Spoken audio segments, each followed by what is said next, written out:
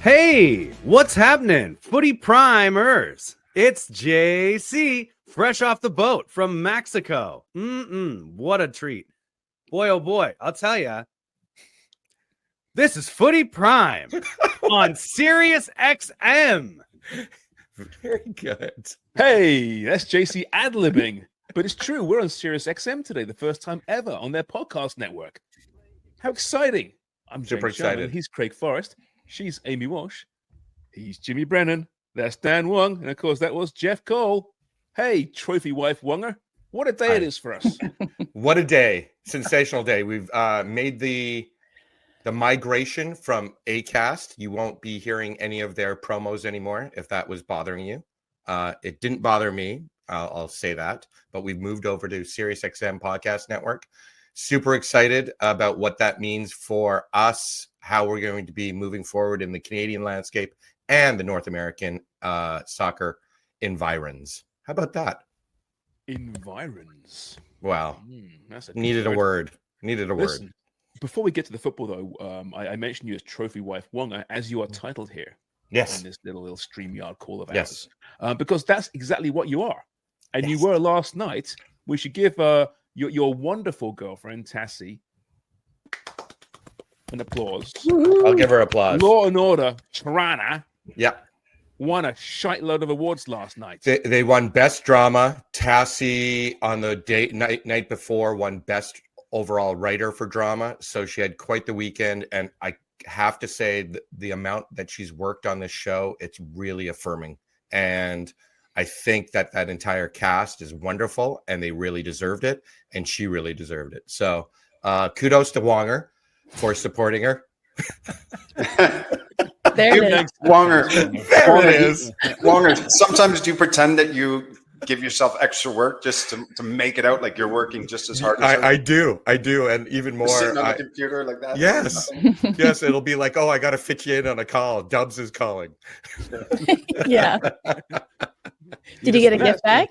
No gift bags, but a lot of booze. We didn't expect this. We got home because it was such a celebratory event, or it became one, which was surprising. I didn't expect to have fun. Craig even asked, was it a good time? I've never had a good time at the Canadian Screen Awards. I've been there probably 5 or 6 times. This was a really sensational event thrown at the CBC.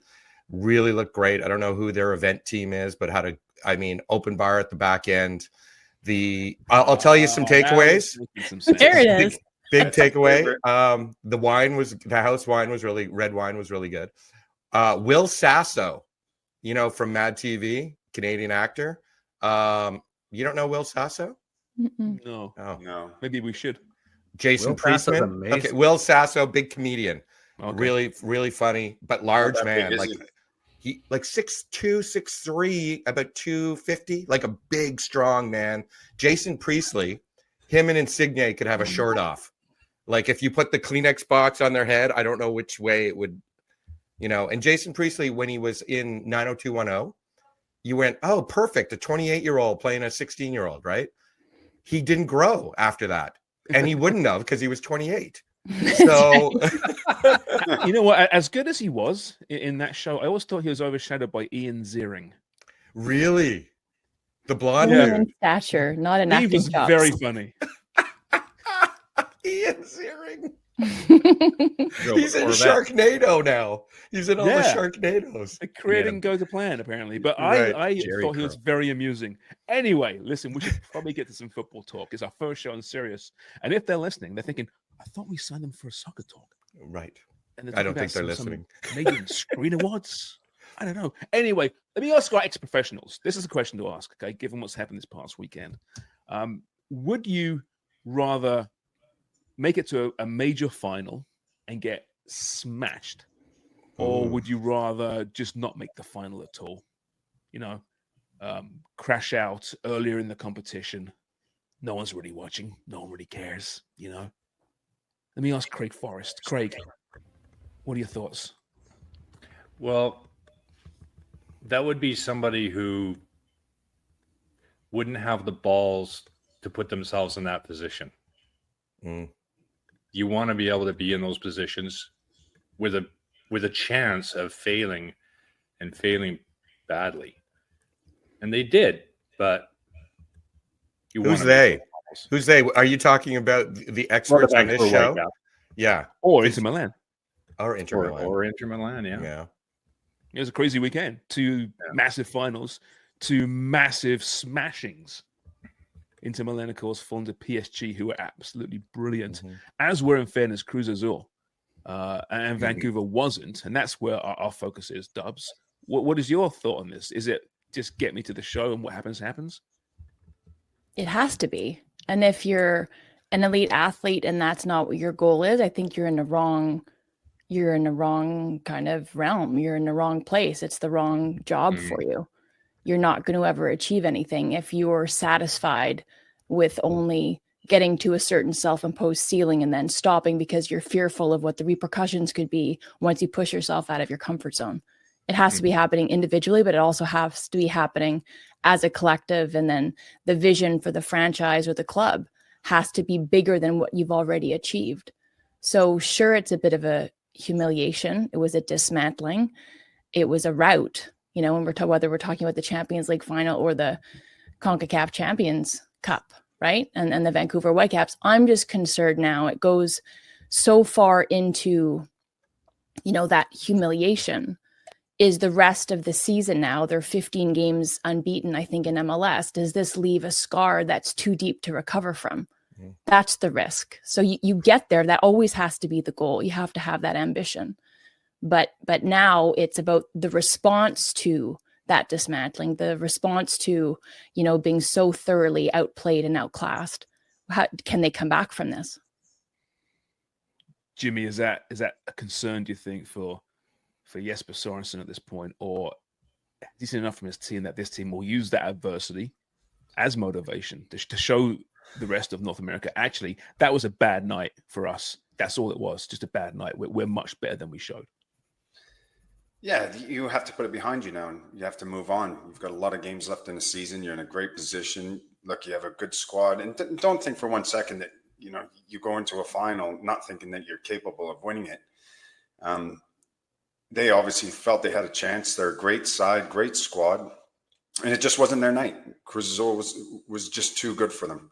All over the park, they were first to everything. They set their traps up, and they won the ball in great positions, and they were clinical in the final third. When they had the opportunity, they took them. So, yeah, it hurts. They can look at themselves and be proud to get to the final and be one of the best teams in CONCACAF. But now it's time to move on, put that match behind you, and get on with the MLS league now. In hindsight, you would rather not play that game. We're walking it all the way back. Yeah, especially if your name is Ubus. So really knocked out the first round. Yeah. That's you do an awful lot of losing in this game. It's very humbling. But it's not only from the players' perspective. Sure, they missed Berhalter, but it wasn't about personnel. It was about being thoroughly outplayed on the pitch, but then also in terms of the tactics.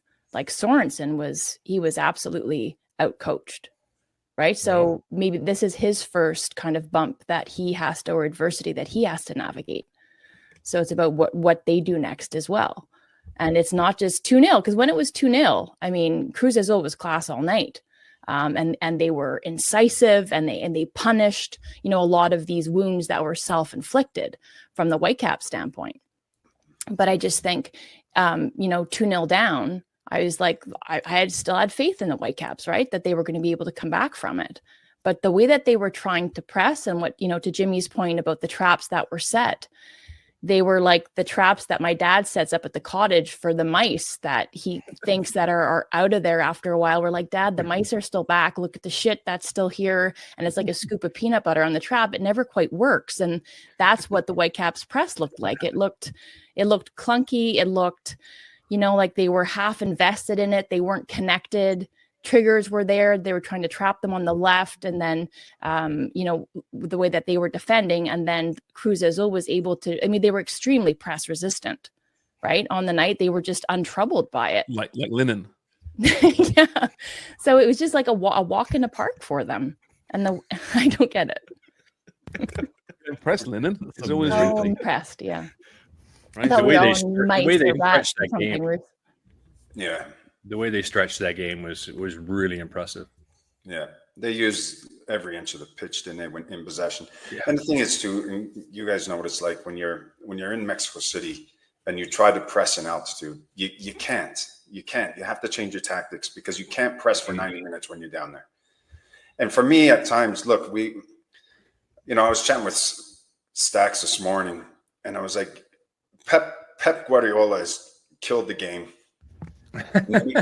He's absolutely killed it because everybody thinks that they can play out the back, play like a Barcelona or Man City. This guy spends an absolute fortune on his players. Now, when you look at the goals that they can see, the Whitecaps, they're playing in the wrong areas. They're trying to play out the back. They give the ball away. They get punished. Then they do it again. They get punished. There's nothing wrong at times just going direct and get the ball up the pitch and playing in the opposition's half. And I think they were their own worst enemy at times. I think they've got to read the picture. When you get your head up and you look and it's tight and they're man-to-man, bypass the midfield and go into the strikers and play off them. Instead, they want to play out the back, play sexy football, and they got punished for it. Do you think I'm sure they're a little bit naive as well. I mean, hindsight's 2020, of course, but they played Wednesday. Never asked for the game off from MLS, what I understand. They could have gone down to Mexico for the week and prepared themselves down there and then gone into Mexico City. They didn't do that. I think that's a little naive. But Well, I mean, listen, they played a game every 4 days the last few months. Played a lot of football. But that shouldn't be an excuse. And they're not using it as that, I don't think, as an excuse. No, they played midweek, but they made a lot of changes. They made a lot of changes in the squad to rest certain players. So Kubas was being kind of highlighted for some very bad individual mistakes, but was he Dubs just a victim of that system, do you think? And all the what we just mentioned there, and he just happened to be the guy in that wrong place at the wrong time. I think it was both. I think that's as poor a performance I've seen from Kubas for the Whitecaps. Just the giveaways and mistakes that you don't see him make frequently, especially in that area of the pitch, right? Where if you're giving the ball away in those central areas that you're going to be punished. But again, the quality shown by Cruz Azul in terms of the way that they punished, and they did so effectively and incisively and precisely on the finishing, like there was no coming back from that. But yeah, I think it was a lack of adjustments. So it was the poorly executed press, the decision to employ the press by Sorensen, but then the fact that they were being overrun in the midfield and really stretched, and that he waited until halftime to make any changes or to make any tactical kind of tweaks and adjustments. I think that ended up hurting them, because at that point, the real dagger was the goal right before the halftime whistle, right? I mean, I think they would have lost the match anyway, but at that point, then it was gone. Yeah, 4 just feels way worse than 3, doesn't it? Yeah. In sports, as bad as 3 is, like 3, you're probably not getting back from 3. Although, hey, I remember a certain Champions League final not so many years ago, 2005, right, Craig, and 3-0, and yeah, we came back, but of course there was no McAllister on this particular team, or Stevie G. But I mean, how do they respond though? Now they're playing Seattle next week. That's a good team as well. That's suddenly, Jimmy, a really massive game for this Whitecaps team. They have to respond and put in a performance. Otherwise, there's going to be some fans going, "Oh." Yeah, I don't have any doubt that they won't respond. Like I said before, yeah, they got embarrassed. You lose 5-0 in the final, but you have to forget about it. You can't dwell on it now. Of course, you're going to reflect as a player and think, "Oh, maybe I could have done this better." The manager's thinking the exact same thing, but now that's out of the way. The reality is you got to focus on the league. And I can't see them missing a beat in this next game against Seattle. I think they'll be well up for it. They don't seem like a team to me that's going to hang their head and go the opposite way. I cannot see that happening with the Whitecaps. They're too good. I think it was on one of the MLS panels I was watching in advance of the game yesterday. They were saying, are they on the Whitecaps, Jimmy? And you covered that Wednesday match. Was that their 3rd draw in a row or 4th? I'm not sure. It might have been they're on a run, right, where they have it, and it is due perhaps to some rotation and with their eye on, yesterday's contest and in an attempt to third and 4 games, Dubs. Third draw in 4 games. They beat Royal Salt Lake. Yeah, 3-2. Yeah. And then prior to that, they drew Valor in the championship, in the Cup, and then Austin prior to that. So, and then LAFC. There's quite a few draws in there. You're right.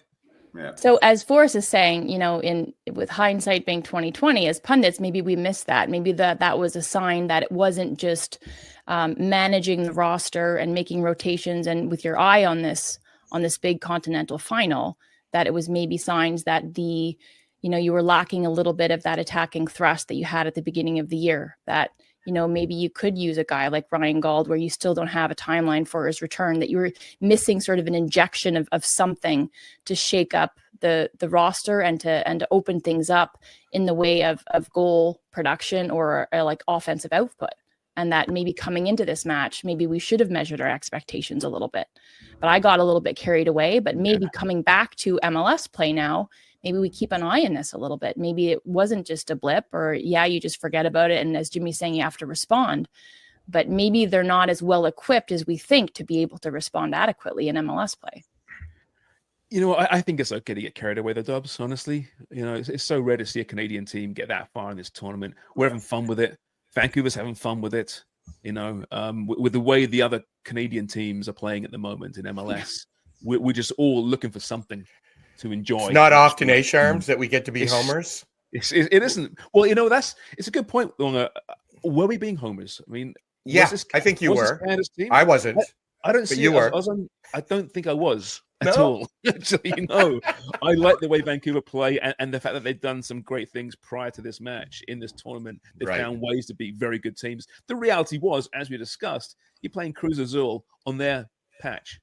That's a massive ask of any team. In Mexico, now, I didn't see 5-0, but to win that game, I mean, it's not to be expected. But we're having fun with it. But they weren't Canada's team. Right? Canada didn't know about this tournament, about this match, outside the hardcore football fans. My mate last night, our good friend Scotty of TFC Faithful. Yeah. I went to the gym this morning and he goes, "Hey, did you see the game last night?" "What game?" "Vancouver." "Oh, yeah." I said, "Yeah, they got smashed." "Oh, they lost? Against who?" He had no clue. I don't believe you. I think that you never went to the gym. That's you have a problem with in that issue. This is my issue. You saw him at Tim Hortons. Thank you. Yeah. Okay. Yes. Over our Timbits.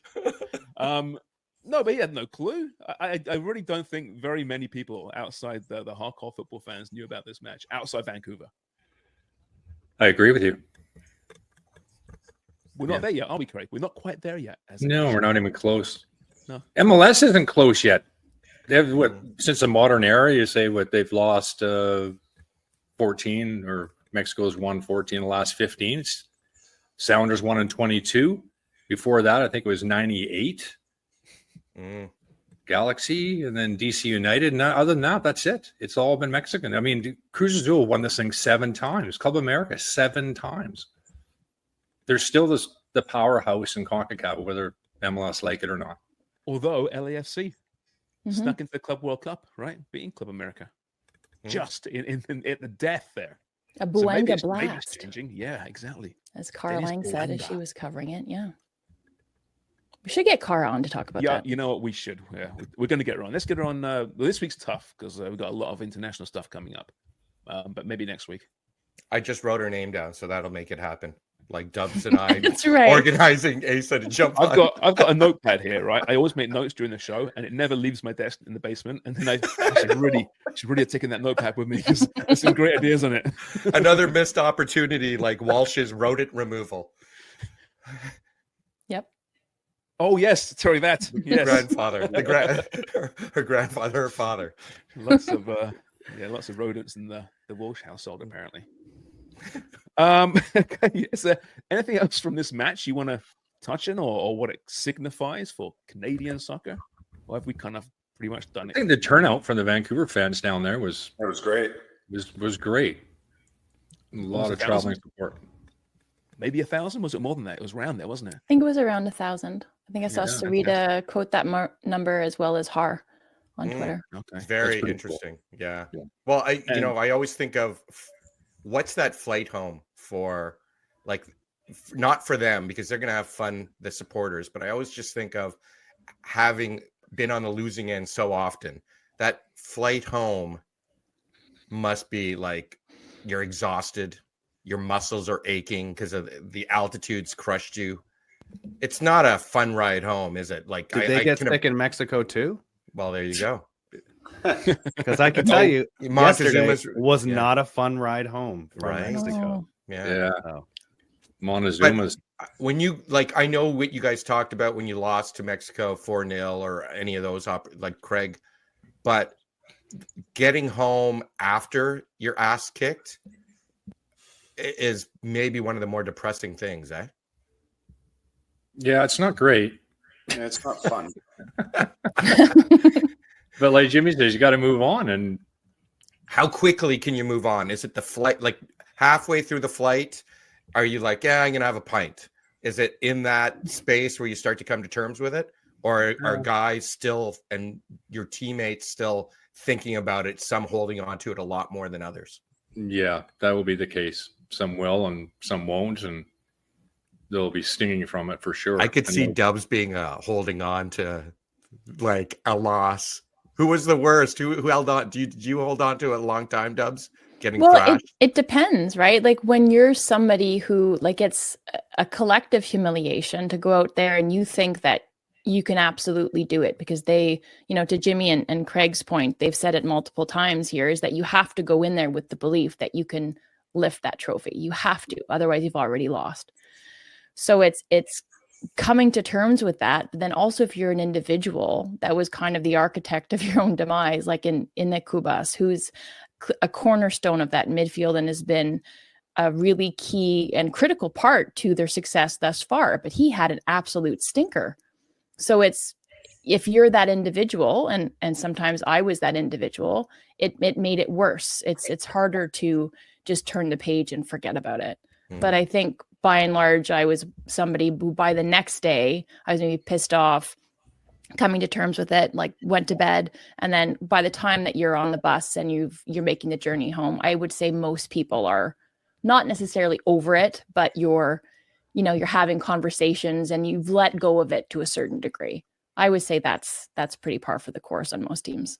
Before the game started, I was actually happy they were playing in that stadium as opposed to Azteca, who's under renovations for the 26 World Cup. A lot of space, a track around it. There are fans, lots of them, but they were a long ways from the pitch. So it's not quite as intimidating, although on the evening that didn't look quite the case.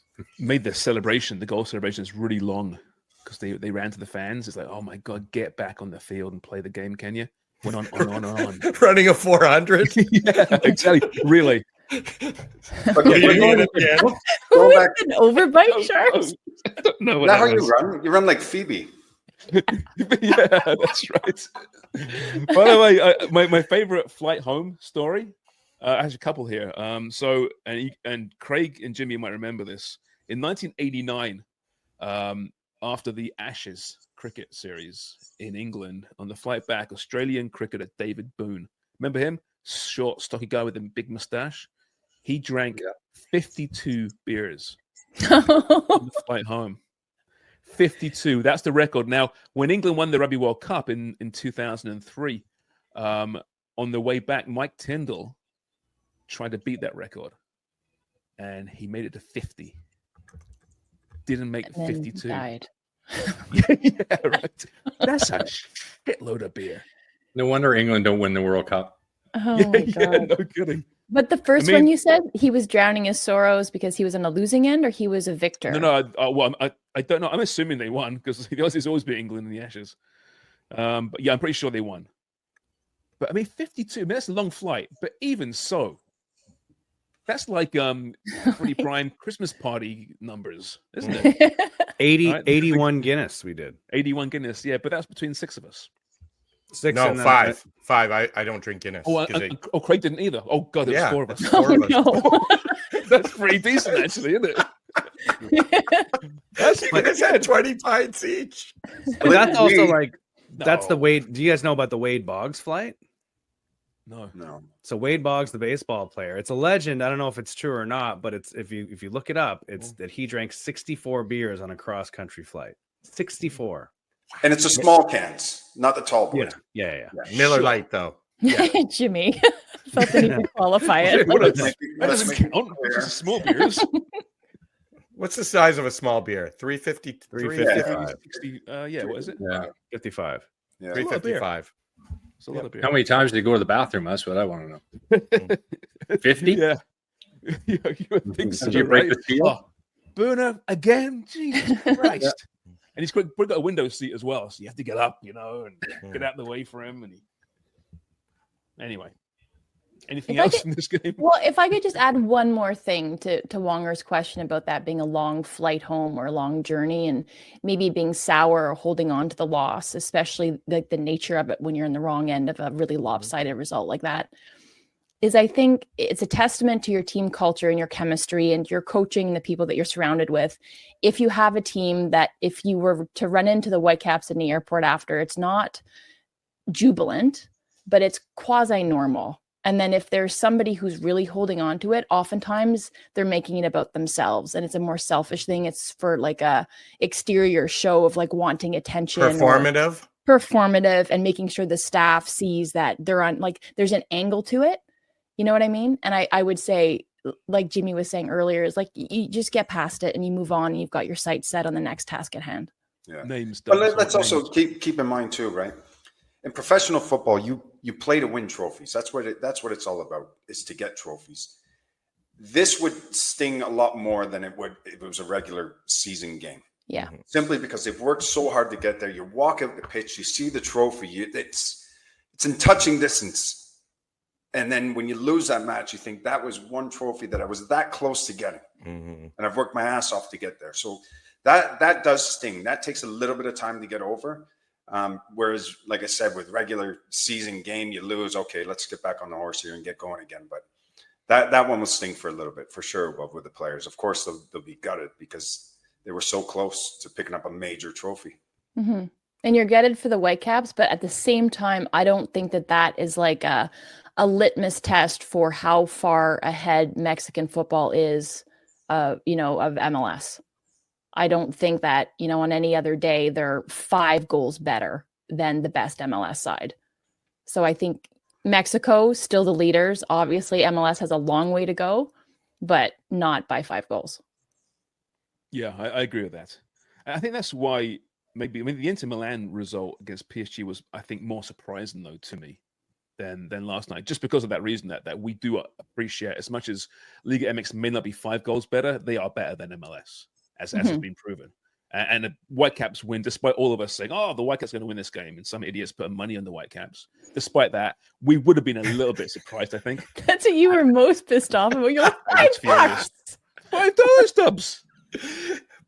But going back to Dubs, I really, the high intensity on the losing end, this is where we saw conflicts. This is where there were always fights on a losing season with these opportunities missed. And I was just thinking of locker room skirmishes, because it's a real point to your point about the performativeness is people see it as an opportunity to go, you're not taking this seriously enough. And then there are people who don't take it seriously enough because it's a different and some people are great goldfish, right? They lose and they on to the next thing. And that can be brilliant for a career as an individual, but sometimes it doesn't always resonate with the team, right? If you're one of these people who are like immediately over something and, hey, let's stop and spend our $8 our per diem on a case of, Labatt's 50 or whatever we were drinking back in the day. It's a good point now. I wonder, out of our pros here, ex-pros, like, were you good or bad losers? Would you hold on to it longer than usual, Craig, or will you bounce back pretty quickly?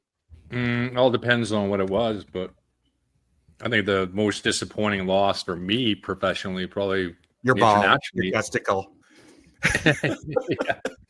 was qualifying for 94. There was only one and a quarter spots available to Concacaf in 94, and we had to beat Mexico on the last day, and we had the lead 1-0 and managed to lose it in the end 2-1 when we were pushing to win because a draw was enough for them because their goal differential out of Azteca. So that was something I hung on to for, well, I'm not over it yet. 29 years. I was going to say that Craig is one of those people who hang on to things. Yeah. How about you, Jimmy? Was the one that stands out as a real? Yeah, there was a couple. I think when I was at Forrest and we played Sheffield United and we lost in the playoff final, Pesci was actually playing for Sheffield United and scored that. That's right. That's right. It was an amazing game. I think what did it finish 4-3 or something. It was just end to end, and that we were gutted with that one. And we had a very young team at the time with Michael Dawson, Jermaine Jenness, Andy Reid. A lot of guys ended up leaving after that season. We felt that was going to be the squad that was going to get the club back into the Premier League.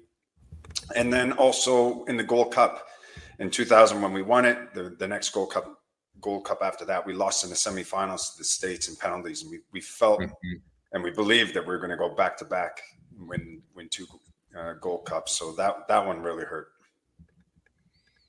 Dubs. Ending my college career with my penalty shot that was saved. And that was to go to the Final Four. So we were ranked as high as number 2. Why are you laughing at me, Wong? Because I can imagine the Dubs, the amount of pressure she put herself under. I imagine all these things, micromanaging the entire team. Coach saying, "Settle down, Amy. Come on, it's not life and death. Jesus, just stick it in the corner." Was it saved or was it? Did you actually miss it? No, it was well struck, but it was a good save. I mean, obviously, it could have been even better and more precisely struck, but it was a decent enough penalty, and I'd scored on them consistently, and it was a good save. So it was a well struck and easy save. No, it wasn't an easy save. Nice height. Yeah, perfect. Well, that's it. I could have done better with the height. I could have driven it like under the bar, or it could have been right along the ground, but it was. Did the keeper catch it? Shut up. That's going to be a bad one. Right? I topped it and it rolled to the keeper. Yeah, put her foot on it to stop it. No, but then I think there was something about that team where we felt, that it was a team of destiny, that we could have gone really far that year. And then that was it. What could have been? Yeah. Boy. How about you, Wong? You must have had some devastating defeats. Oh, on and off so the many. pitch. So many. I remember I was hitting on this girl at the bar. I know, didn't work out. You're sure you were in there, right? You're sure you were, but last minute you realized that she's got a boyfriend. No, she just didn't like me. I've been dismissed before. I'm sorry, you're dismissed. Oh, that was it. Okay, that was it. No, that was actually the one. No, you know what? Losing. I honestly, there was a level of. I was always surprised when I was on winning teams. It's not that I always tried my hardest. I always thought we had a chance, but sometimes you're just not on good teams, and that's a bad feeling too. Sometimes is recognizing you find your level, right? When teams find their level, and it happens in an 80 game season. It doesn't always happen in shorter seasons, and football is a short season. So you can have 2 or 3 great games and think you're above things, and you're not. You're just an average team and had some great performances by 1 or 2 guys. And I was on a lot of those types of teams, basketball, football. And the only one that we achieved really highly was track back in the day in high school. But otherwise, I was on average teams other than the Vanier Cup team. So when you said you were surprised being on winning teams, is that because you would look at yourself and think, how the hell did I make this team? Well, not that how I made that team, but I was one of the best players in Ottawa at one point. And I was 142 pounds running around the field. And I'm like, is this the level I'm at? And then going to university and recognizing, oh, these guys are fantastic. Like I'll be lucky to play in this league. You were really 142 pounds? I was my first year at university. I was the lightest guy in CIS football. How tall? That's what I weighed at Nebraska. Yeah, of course. You would have intimidated me, Dubs. You were the girl I was hitting on. Short as well. That would be a good wrestle. I'd be like, Yes. lay off me, Wonger. You weren't 6 foot though, were you, Wonger? Then 6 foot and 142. Please say no. Or actually, No, please it's say 5'11", yes. 146. It was my stats. Yeah. Wow. Yeah. What happened? Well, lots of beer. Lack of motivation. Lack of motivation. It's true. Mandarin. Mandarin. Well, anyway, enough about Wonger's heights and weights. Yeah. So very quickly, again, Inter Milan though got smashed by PSG. You saw the tifo, right? Luis Enrique tifo. Holy crap! His daughter died in 2019. I think she's 8 years of age, bone cancer, and diagnosed 5 months prior. And there's a famous picture of her at Barcelona with Luis Enrique, and they did a tifo with her and him wearing the PSG kits. And Jesus, sometimes it's like, look, gulp. But good for him. Good for him. And we discussed it last show. Should we like PSG now? Why not? They're a fun team. Yeah, ownership's ownership, oil state, Qatar. I think it was Wonger said the last show, well, they're all kind of that way now, so you can't really differentiate, They're all owned by evil conglomerates at the top of football. So I like their players a lot. And they've shown that you can get rid of big names and rebuild pretty quickly and become the best team in Europe. And there's no doubt PSG was the best team in Europe this year. No doubt. Yeah. No doubt. Once they got in the knockout stage, they were lights out. Good and for they're young, Enrique. right? They're young. Yeah. I think average age of about 24 compared to Inter's average age of about 30. And you got to think from Inter's perspective, they get through in that epic, 7-6 aggregate win over the juggernaut that's Barcelona, and Lamine Yamal playing otherworldly football, and they just didn't have any legs left, right? They looked passive kind of from the beginning. They wanted to absorb. There was clearly a plan in the way that they wanted to counterattack, and you never really saw it because PSG were so dominant, and they were dominant, obviously, scoring 5 goals. But they just smothered Inter Milan. And like the way that they executed their press, like they just dictated that game all over the pitch, in and out of possession. It was really, really impressive. Yeah, for me, Dembele was amazing. He's the one that started everything. He was just pressing everybody, the keeper, the back line. He's the one that got it going for me. And again, Inter just ran out of ideas. The tempo and the speed of play was too quick from PSG. I mean, even at times, Inter went man to man in the middle of the park. Yeah. But PSG's movement, they were just drawing them out of positions and then pick them apart. It was such an amazing performance from PSG all over, from the defending to the attack and all the phases of the game. I thought they were absolutely brilliant, and Inter didn't have an answer at all. So that was the first rendition of the new format for Champions League. In the end, it wasn't so bad, was it? Did you see they've already made an amendment for next year? Yeah, home teams getting the advantage. Yeah, in the second leg, right? Yeah. What does Or the that mean? return leg. What does that mean? Home teams they're getting rewarding the teams advantage? now for their performance in the opening phase. I think this year you'd have home field advantage until the semifinals, I think it was, or maybe quarterfinals, and they're going to expand it. So how you fare in that group phase, not group phase, the initial Swiss model phase, Right. that will carry through. That was also someone I hit on. Swiss model. Yeah. Or My carry Swiss model. through. What's that, Thumbs? I know I said or carry through. Yeah. Still waiting for the explanation. What, on the Swiss model? No, and Dubs' joke there. I missed it. Oh. Well, could be a woman's name, right? Carry through. Okay. Yeah. Yes. Not my best work. I'm surprised you didn't get that, Terms. Thanks, Jimmy. I know. Sorry. I've heard worse. I've heard better. It's fine. It's just It's a little too obscure. Okay. It's just I there. know. Oh, hey, Dubs. Canada beat Haiti 4-1 in Desiree Scott's grand farewell in Winnipeg. Yeah. Tell me a little bit about Janine Sonis, can you? 4 assists. really, really impressive. And I was looking at her stats. So those 4 assists make up 19% of her career assists. Wow. Impressive, Really? right? And then obviously Yeah. she's coming off an ACL. So like her last, I think, goal contribution was probably in 2022. But then you've got like the extended, the long-term injury that's in there. But I think it's also, she was almost done a disservice under Bev Priestman, where she really leaned heavily on her versatility, where she was moved all over the pitch.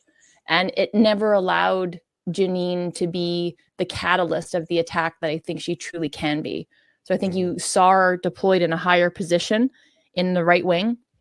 So it was Sonis, Haidema, Leon across the front. And I thought Leon was tremendous.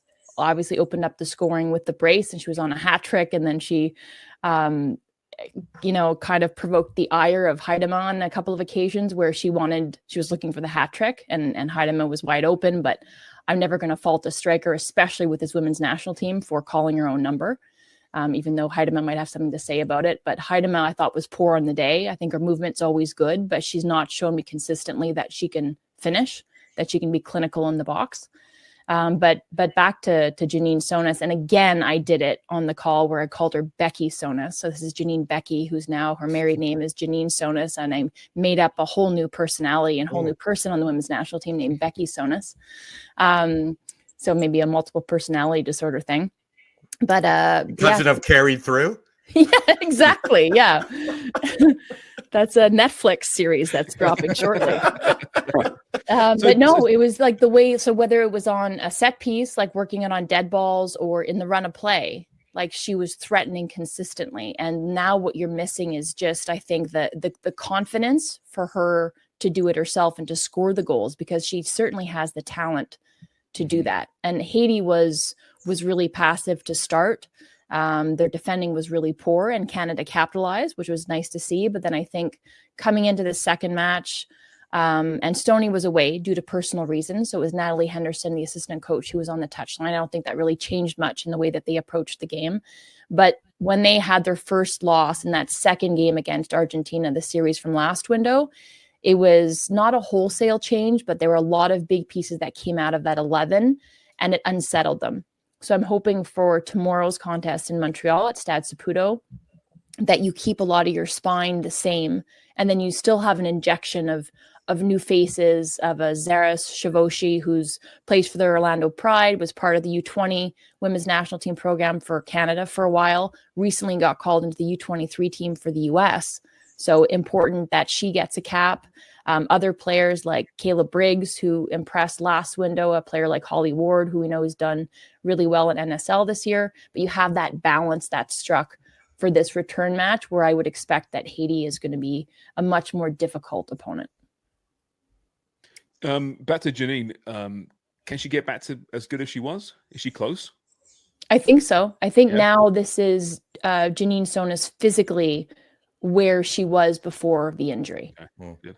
And now it's in this more advanced position. Can they pull more out of her? And I think you absolutely can in the way sorry, Dubs, there was a bit of a debate on the tweet platform about this actual Janine Solis not getting Solis. She's just Sonis. Yeah. Oh, so what? And no. Sonis. Sorry, but about her being visibly upset with Leon.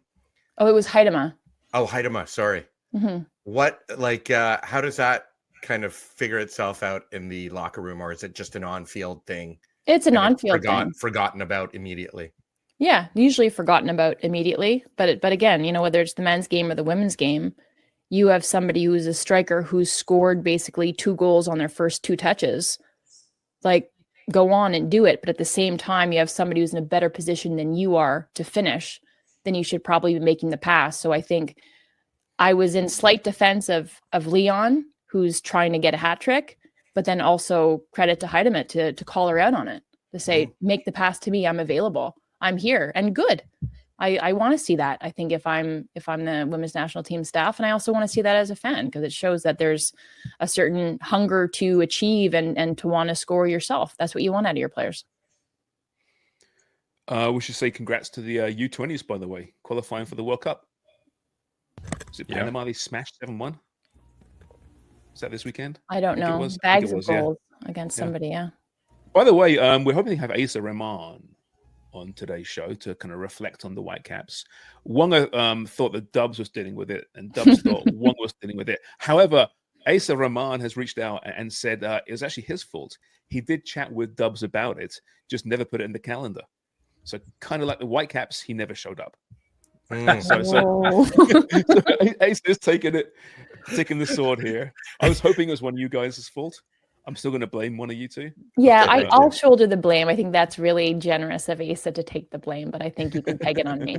That's my fault. We'll get him back on soon anyway. That's a fine. That's a fine for Asa. And it's got to go to the Christmas party.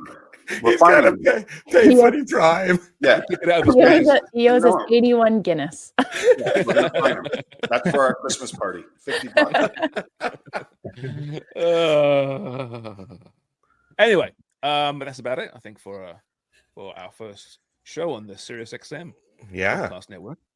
Oh, Jimmy has a bit of an announcement for the rest of the week because he's away doing something unique. Jimmy, can you share a little bit? I'm going to be very busy this week. I'm actually on a show called Lakefront Properties. Oh my God. Oh, that's this week, is it? It's this week. So I'm heading up north today. As you all know, I'm a massive cottager. And you like cottaging, don't you? Yeah. Huge cottager. And I'll be up there for the next 3 days looking at luxury properties and being on the show. And this show airing. Yeah. Not sure yet. Not sure when it's going to get aired. Because when it is, they're probably waiting to see what I'm like. Do you have your outfits all laid out, Jimmy? Oh, yeah. I like how you're going for the Sorensen today. Yeah. Yeah. Blend. Yeah. Blah. That's how I woke up this morning. Blah. I was like, I'll wear this. Can you find a way to give us a shout out at some point during this record the next few days, Jimmy? I don't know how you do it. It's going to say Jimmy Brennan, podcaster. Yeah, probably. Yeah, exactly. I will be giving you a shout out. Well, good luck with the cottaging. Have some fun. I'm sure you will. How can you not?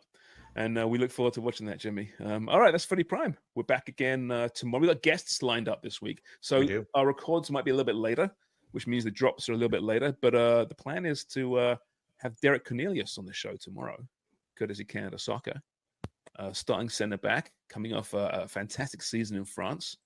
Let us know if you have any questions for him you'd like us to ask, and we'll probably ignore them, be honest with you. But you can send them to us anyway on YouTube or on the socials. That's not helpful. What are you doing? We read all of this stuff. Being honest. Being honest. Dubs, JC, or I are always reading this stuff. No, I read them. Just I might forget to ask him actually during the record. I know when we were when we got the confirm about Derek Cornelius, I was just thinking, what a great name Derek Cornelius is. It's like it's a movie star name. Just saying. It's a good name. Good, strong name. And good initials. It is a DC. strong name. Goes by DC, right? So good initials. If you're called Derek Cornelius, you have to go as DC. Right. Like having Jermaine Genus.